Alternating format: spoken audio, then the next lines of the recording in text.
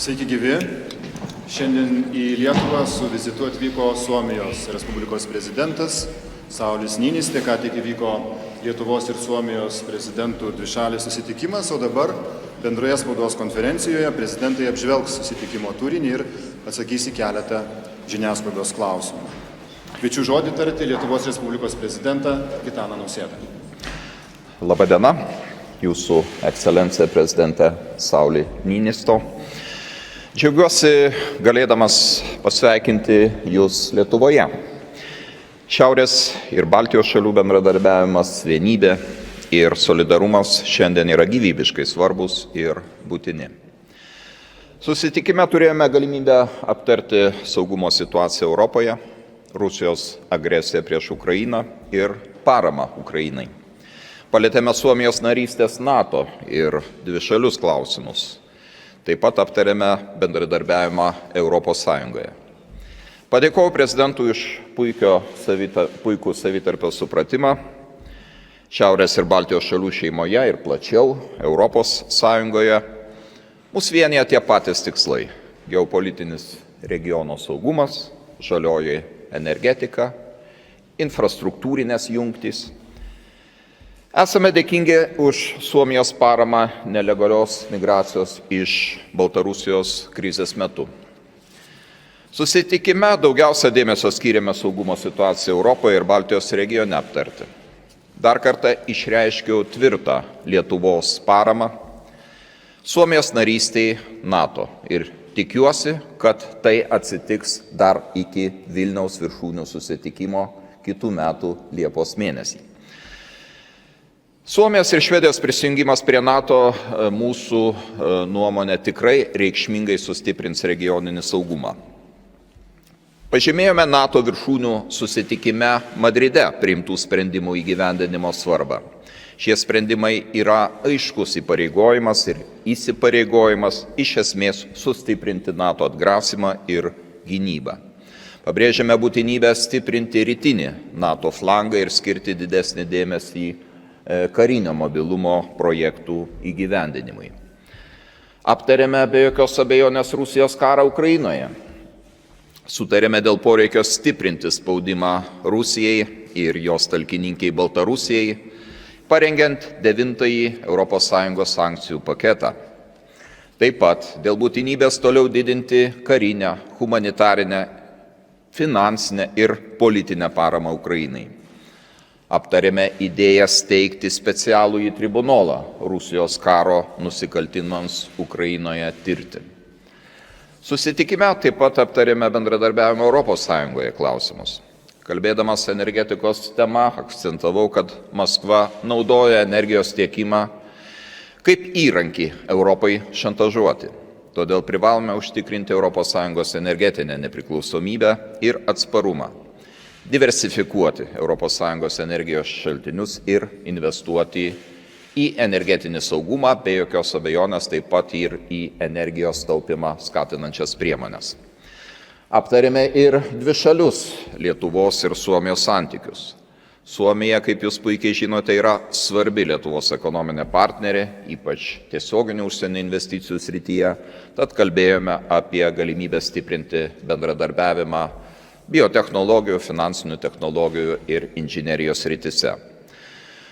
Baigdamas noriu pabrėžti, kad Europos saugumas ir stabilumas priklauso nuo mūsų vienybės ir gebėjimo bendradarbiauti bei ginti savo vertybės. Kartu mes stipresni. Dar kartą dėkoju prezidentui Niinisto už apsilankymą Vilniuje ir tikiuosi tolesnio efektyvaus bendradarbiavimo. Ačiū. Dabar žodis Suomijos Respublikos prezidentui Sauliu Niinistė. Thank you, Your Excellency, President Gitanas Nausėda. It's a great pleasure to have a visit to our friendly, almost neighbor. We had actually last year an honor to celebrate our 100 years of diplomatic relations anniversary, and well, I guess we are making the next 100 even better. Like you, Mr. President, told, we had a very good discussion. I start by thanking you and Lithuania very warmly for all the help you gave us during our NATO application and a very quick ratification. We need, like you, Mr. President, said, we have to keep together. And I read your very good and large support as an example of that during these difficult times. Like you said, we fully agree of supporting Ukraine also in the future, politically, also by the ninth package and nationality. Nationally, we also give straight support to Ukraine. We have a common Baltic Sea area.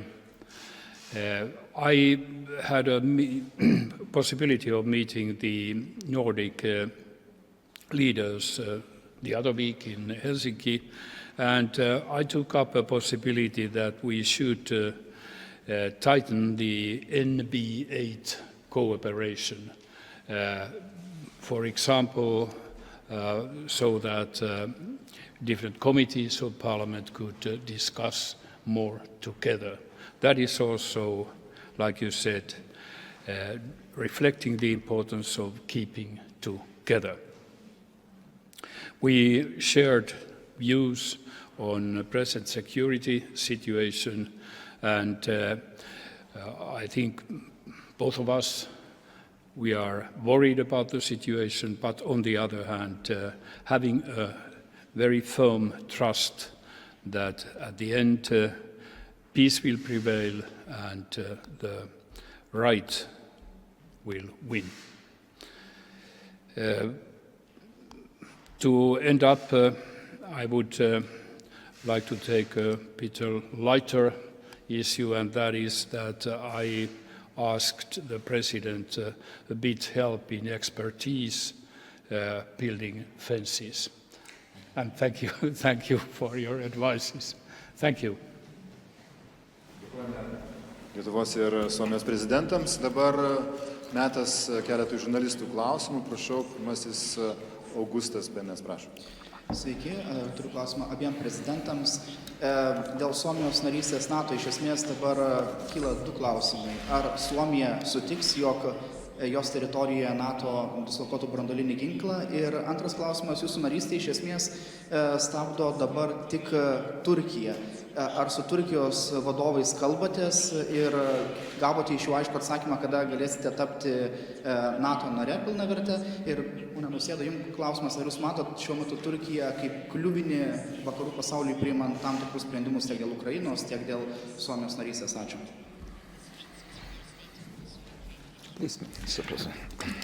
Yes, thank you. Actually, we have two countries which haven't ratified Turkey and Hungary. I had a good discussion with Prime Minister Orban the other day, and it seems that the Hungarian government has given its proposal now to its parliament, and we are expecting to have in due time their decision. What comes to Turkey, we all have heard President Erdogan saying that actually Finland is not that big problem on their point of view, but that would concern more Sweden. On the other hand, we consider that it's very important that we walk hand by hand with Sweden. It is important for Finland to have somebody, a good neighbor, backing you, and I guess it's due also the same with the Baltic countries. Swedish membership is also important for all of us. What is happening now is that Secretary General Stoltenberg is visiting Ankara, and the Swedish Prime Minister is also visiting Ankara in nearby days.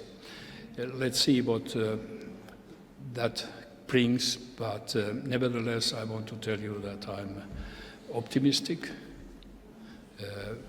At the end, Turkey will ratify our membership. Hope that it takes place as soon as possible. And how about nuclear weapons in your territory? Sorry. Nuclear weapons in your territory? Possible deployment. Okay. Yeah. We have not made any special announcements when we looked for the membership. We are following the NATO standards. What comes to nuclear armament, we haven't discussed it in Finland. We will surely have discussions on all detailed issues after ratification, after we finally become members. But my own opinion is that it sounds not at all familiar to me to think that we would have nuclear armament in Finland. Aš norėčiau pasakyti, kad tikrai traktuojame Suomijos ir Švedijos narystę NATO kaip labai svarbu mūsų regioninio saugumo veiksnį.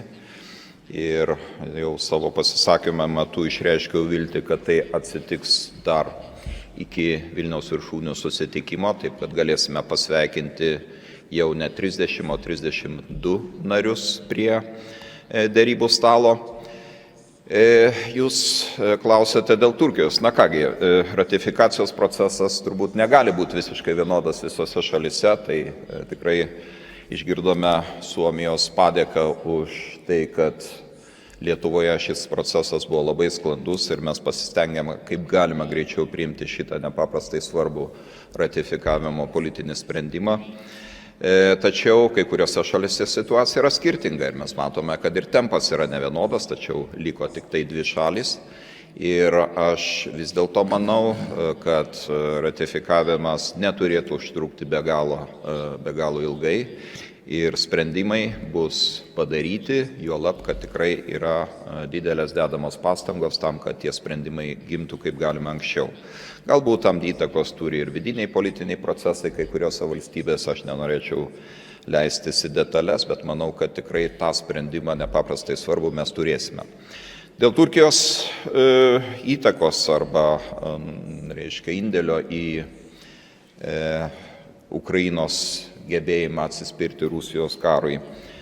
Na, aš manau, pirmiausia, turime vertinti ne retoriką, o konkrečius veiksmus ir turbūt niekas negalėtų suabejoti tai, kad Turkija vaidina svarbų vaidmenį, stabdant Rusijos agresiją Ukrainoje tiek karinę prasme, tiek ir sprendžiant humanitarinės problemas, konkrečiai grūdų eksporto koridoriaus suformavimą. Taip kad ši valstybė tikrai kaip NATO narė prisiema visą atsakomybę, kuri yra NATO nariui imanentiška. Ir dėl tos priežasties aš manau, kad ir toliau atliks šitą vaidmenį pozityviai prisidėdama prie šito konflikto pabaigos. Dėkui. Klausimas Suomijos medijai.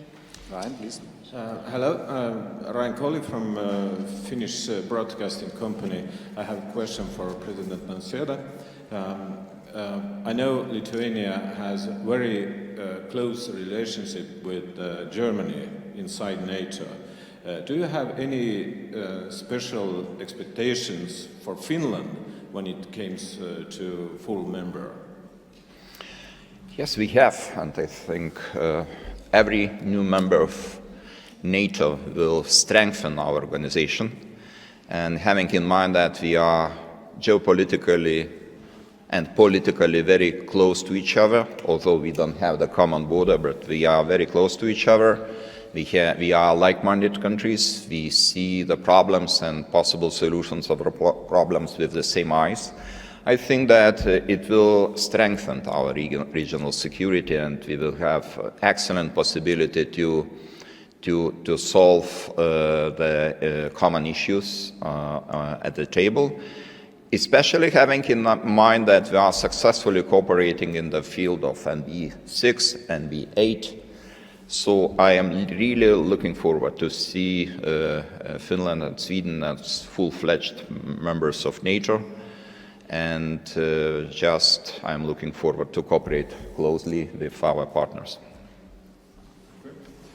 Prašom, Gedas, Sąlyga, LNK, prašom klausimą.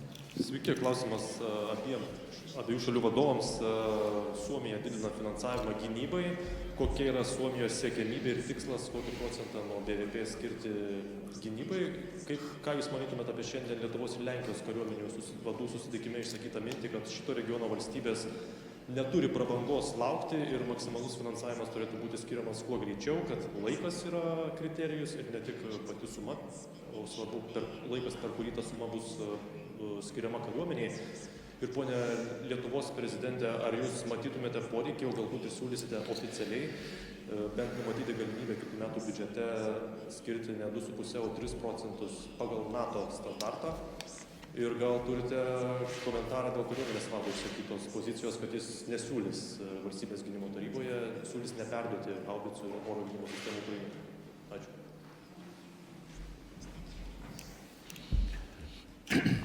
Thank you. First of all, our defense budget will, during the next almost decade, surely be clearly over 2%. If we talk about Finnish expenditure on defense, we have to keep in mind certain specific features of our defense budget. That is that we count it without pensions and without border control, because that belongs to Interior Minister. And then we have still conscription. And actually, if we try to figure out what amount of money we save by not having a professional army, or on the other hand, we lose by having young people almost 1 year out of education or labor. So I would say that our real figure is clearly more. I would like to point out that after Cold War, Finland has been very decisive on developing all the time its defense forces, and through conscription we have now trained a reserve of 300,000 men and women, which is proportionally, I guess, one of the biggest armies in Europe. Aš galiu tik tai pasakyti, kad jau anksčiau esame išreiškę savo poziciją, kad būtų naudinga 2023 metų biudžete turėti tam tikrą lankstų mechanizmą ir numatyti be tų 2,5% BVP gynybos išlaidų finansavimo, taip pat papildomą galimybę skolintis iki 3% bendrojo vidaus produkto, tam, kad galėtume tikrai įgyvendinti savo ambicingus planus, ne tik tai modernizuoti mūsų krašto apsaugos sistemą, bet taip pat ir pasirengti geriau kaip užsienio karinės pajėgas priimančiai valstybei. Tačiau mūsų pozicija yra tokia, kad tai būtų tik tai galimybė, kurią mes pasinaudotume tik tai tuo atveju, jeigu tikrai to reikėtų ir būtų tikslinga tai daryti. Ir dar vieną saugiklį papildomą siūlome, kad tai būtų galima daryti, tai yra skolintis tik tai tuo atveju, jeigu nedidintų šitas sprendimas biudžeto bendrojo deficito. Taigi, pavyzdžiui, viršplaninių pajamų atveju, kaip kad turime situaciją šiais metais, arba, pavyzdžiui, energetikos kainų kompensavimui skiriamų išlaidų mažesnio dydžio atveju mes galėtume tai padaryti ir atliepti tiems iššūkiams, kurie prieš mus šiuo metu yra iškilę. O jūsų kita dalis dėl karinio patarimo, iš tikrųjų kariuomenės vadas turbūt taip tiesiogiai nesakė, kad nereikėtų ar reikėtų suteikti paramą Ukrainai dėl konkrečios karinės įrangos, bet jo argumentai bus svarstomi ir tam tinkamiausias formatas yra ne viešoji erdvė, o valstybės gynimo tarybos posėdis. Šiandien aš negaliu pasakyti tiksliai datos, kada tai bus, bet manau, kad viename iš artimiausių posėdžių mes įvertinsime ne tik tai karinį patarimą, bet taip pat ir kitas komponentės, strateginę, politinę situaciją ir priimsime galutinį sprendimą, kuris geriausiai tenkins mūsų nacionalinio saugumo interesus ir be jokios abejonės toliau atspindės mūsų solidarumą su Ukraina. Dėkui. Paskutinis klausimas, Ryan, please. Okay. Finnish Broadcasting Company again. I have a question for both presidents.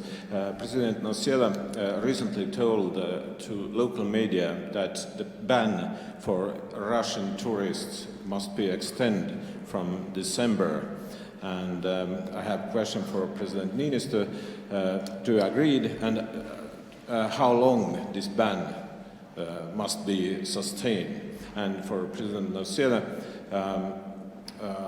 do you see in any foreseeable future the possibility of all European solidarity in this matter?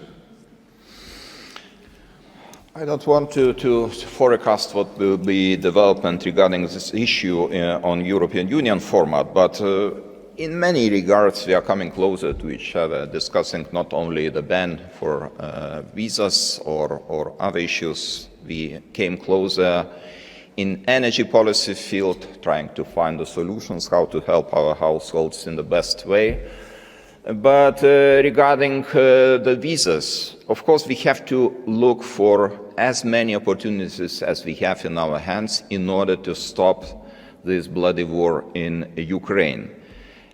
Sometimes European Union is under criticism because of too slow pace of our sanctions implementation. And we have already 8 packages of sanctions, but we are considering now the 9th package. And in order to create pressure to Russia as much as possible, we have to find also other instruments, and one of the instruments is a ban for Russian visas for Russian tourists. It's in moral context, it's difficult to understand how at the same time we can welcome Russian tourists here, and we are following at the same time terrible war in Ukraine. For me as a person, not as a president, just as a normal person, it's difficult to understand because this moral dilemma we have to solve somehow. So Baltic countries, Finland, solved this issue by taking very decisive measures and solutions, and we welcome this decision. The decision made in Finland does not include any limit. So it's in force until otherwise is decided. And that means that it is in force as long as needed. And so far, there's no sight of that we wouldn't need and continue. Dėkojame Lietuvos ir Suomijos prezidentams. Ir dėkojame taip pat už klausimus ir visiems stebėjusiems šią spaudos konferenciją.